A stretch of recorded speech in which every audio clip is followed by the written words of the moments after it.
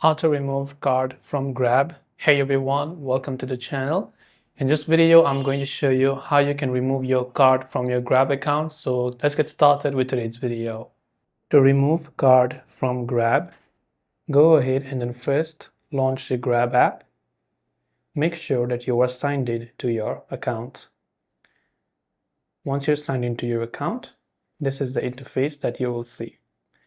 If you have not yet added a card, you'll find a button that says Add a card under Payment Settings.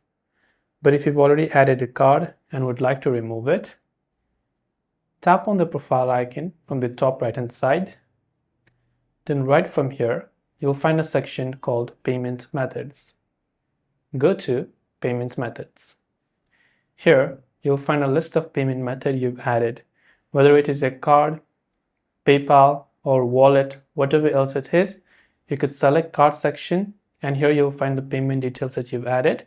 And once done, you'll be able to find the remove button next to it as well.